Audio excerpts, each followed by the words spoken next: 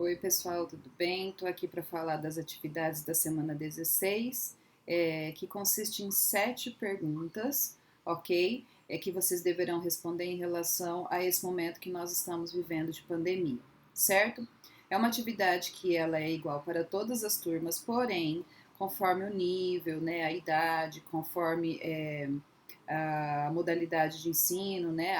Alunos do sexto ano vão ter uma impressão em relação às 7 perguntas e alunos do terceiro ano de ensino médio vão ter outras impressões em relação às perguntas, ok? Mas a ideia é que todos respondam as mesmas perguntas e analise a mesma linha do tempo que eu fiz, para que a gente, né, eu enquanto professora, observe e analise a questão das habilidades e das competências, né, que vocês têm em cada modalidade de ensino, em cada idade, ok? Então, existem lá no Google Sala de Aula 7 perguntas relacionadas à questão da pandemia, né, pelo Covid-19. Primeira pergunta é o que é uma pandemia, a segunda pergunta, o que é a OMS, terceira, desde quando foi decretada a quarentena no estado de São Paulo. A quarta pergunta: quantos dias se passaram desde a primeira morte por Covid no Brasil e as 100 mil mortes registradas, né? Então a gente tem um período aí de alguns dias, né? São meses, obviamente, mas eu coloco lá na linha do tempo em dias para a gente ter uma noção aí de como a nossa evolução, né, infelizmente, foi bem assim rápida em relação à primeira morte e o registro das 100 mil mortes, tá? A quinta pergunta é: em qual continente do mundo há mais mortes por Covid-19? A sexta pergunta é: quantas vacinas para o Covid-19 estão sendo testadas no Brasil? E a sétima pergunta, ela acaba sendo mais subjetiva, é: qual é a sua opinião sobre a possível volta às aulas presenciais, mesmo ainda sem termos vacinas? Ok? E aí eu coloquei então, gente, uma linha do tempo para auxiliar vocês nessa análise e nessa reflexão. Na linha do tempo, eu faço um apontamento desde o dia 11 de março até mais ou menos o dia 25 de agosto, que foi quando eu confeccionei essa linha do tempo, né? E aí, então, no dia 11 de março, a gente tem a declaração de pandemia pela ONU, né, pela OMS, que pertence à ONU.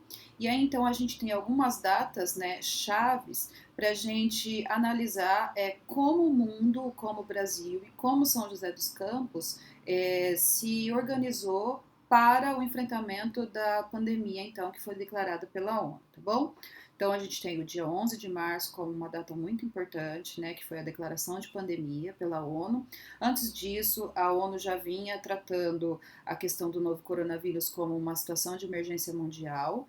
E aí, quando se declara a pandemia, existe então uma diferença no enfrentamento da doença, para que, inclusive, os países tenham autonomia e liberdade para que eles se organizem e enfrentem a pandemia conforme as suas próprias regras, tá? Então, no dia 11 de março tem a declaração de pandemia, depois a gente tem aí, na nossa linha do tempo que eu coloquei lá para vocês, algumas datas específicas, como o dia 12 de março, que foi o registro da nossa primeira morte no Brasil, né? E aqui eu quero que vocês façam uma análise bem assim profunda, né, sobre essa questão dessa primeira morte que foi muito falada na mídia, ok? Depois a gente tem o dia 18 de março com um decreto municipal aqui em São José dos Campos, né, que a prefeitura então decretou uma situação de emergência, e aqui tem todo um contexto, uma situação de que quando o município decreta uma situação de emergência, existe então aí uma autonomia maior para que o município se prepare em relação a compras de equipamentos para hospitais,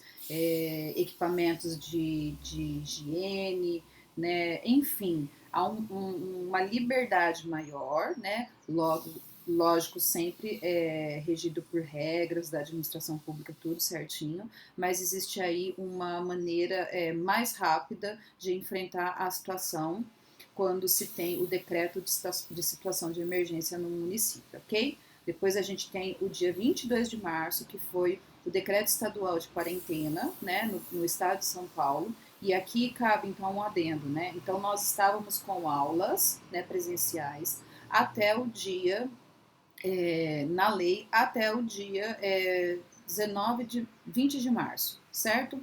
Nós estávamos naquela semana anterior ao dia 22 de março com uma semana facultativa em que os alunos poderiam, os pais poderiam escolher ainda se mandariam seus filhos ou não para a escola, mas pegando na memória, né, resgatando na memória, existia aí já um indício forte de que as escolas poderiam estar sendo fechadas a partir daquela semana. E foi o que aconteceu a partir do decreto estadual de quarentena no dia 22 de março, ok? Depois a gente tem no dia 27 de março a primeira morte por Covid registrada aqui no nosso município de São José dos Campos. E tem também ali uma análise na linha do tempo sobre o gênero dessa primeira morte, a idade dessa primeira morte e uma doença que rondava essa pessoa em relação à primeira morte, né? Então a gente teve aqui no começo, né, da pandemia uma certa resistência de achar que o Covid atingiria todos, né, e que ele só traria consequências piores para quem fosse idoso ou tivesse alguma comorbidade, e hoje a gente vivencia, a gente verifica, né, que isso não é verdade, tá bom? Bom, no dia 1º de julho a gente tem uma marca bem assim triste para o mundo, que foi quando o mundo chegou nas 500 mil mortes por Covid no mundo. E aí logo abaixo desse registro lá na linha do tempo, tem uma análise que se fez sobre essa distribuição espacial nos continentes do mundo em relação a essas 500 mil mortes, tá bom? E tem lá então um dado bem assim triste que um número muito grande dessas 500 mil mortes se encontrava, né, e se encontra ainda num continente que inclusive é muito importante para a gente porque é o continente que a gente vive, que é a América, tá bom?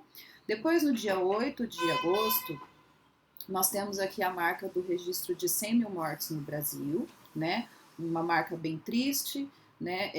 Que eu sempre falo que não importa se é uma morte, se são duas mortes, se são 100 mil mortes, né? Quando uma pessoa morre, né? A gente tem toda uma cadeia, né? De impacto em relação a essa pessoa, né? Familiares dessa pessoa, né? Filhos dessa pessoa, mãe, pai, enfim. Então a gente tem 100 mil mortes no Brasil no dia 8 de agosto, mas a gente tem que perceber que cada pessoa, né, que infelizmente se foi por conta do Covid-19, é todo o impacto que se gira em torno dessa família, certo? E aí tem-se um aspecto em relação à distribuição, né, dessas mortes, quem são as vítimas, né? E aí existe uma porcentagem lá por raça, né? Por cor, né? Por, enfim, a gente tem lá um acometimento maior de pardos, depois vem os brancos, os amarelos, né? Considerados amarelos, os indígenas, os pretos, enfim. Existe aí uma distribuição, né? Que a gente sempre tem que lembrar que, logicamente, a pandemia ela está aí para todo mundo, mas o enfrentamento a ela e a resposta a ela está sendo muito diferenciada porque a gente vive num país onde há uma desigualdade social muito grande, né? E isso está sendo verificado muito diretamente agora em relação a esses períodos de quarentena, porque existem pessoas que são privilegiadas de ficar em casa, como é o meu caso, né? Nós não tivemos o nosso salário em nenhum momento afetado em relação à pandemia, né? Então eu tenho o privilégio de estar trabalhando em casa, mas muitas pessoas não têm, não tiveram e não têm, né? Então existe aí uma análise muito, muito grande a ser feita em relação a isso, tá bom?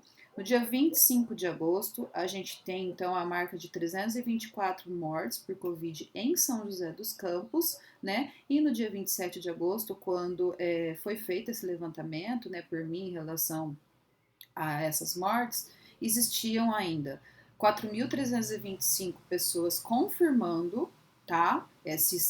Aguardando confirmação se estavam com Covid ou não, né? Porque a testagem ainda está muito lenta, né, no nosso país, porque não há realmente testagem para todo mundo, né? E existiam aí 14 mortes sob investigação. Então existia aí um saldo de 4.339 pessoas aguardando, né, confirmação se estavam com Covid ou não e se essas mortes, essas 14 mortes foram por Covid ou não, tá? E aí eu coloco, né, depois do dia 25 de agosto, a palavrinha futuro, né? E aí a gente tem que pensar o que a gente espera, né, para os próximos dias, para os próximos meses e até para o próximo ano, né? Porque nós não temos vacina ainda, as vacinas estão aí em testes, né? Existe aí uma série de ritos a ser seguidos dentro da ciência para que as vacinas possam então ser disponibilizadas para a população, ok? É um assunto triste, é um assunto pesado, mas é um assunto que se faz necessário porque eu ainda percebo que muitas pessoas não estão levando a sério, né, a questão da pandemia que a gente vive, né? Qualquer atitude nossa hoje, né, diretamente está sendo está se relacionando diretamente com a vida ou a morte de alguém, tá bom? Então tenham bastante consciência de que nós não estamos de férias, nós estamos com aulas presenciais suspensas, né? E isso não é férias, tá, gente? Então, assim, enfim, quero que vocês observem com muita cautela, com muita calma, a linha do tempo que eu fiz em relação à pandemia e que respondam as perguntas, né? Com muita responsabilidade, com muita reflexão. Se vocês tiverem qualquer dúvida, por favor, entre em contato comigo, tá bom? Pelos diversos meios de comunicação que eu disponibilizo sempre para vocês aqui. E estamos aí juntos, né? À distância, obviamente, mas estamos aí juntos para o que vocês precisarem, tá bom? Agradeço a atenção de todos e qualquer coisa eu estou por aqui, tá bom?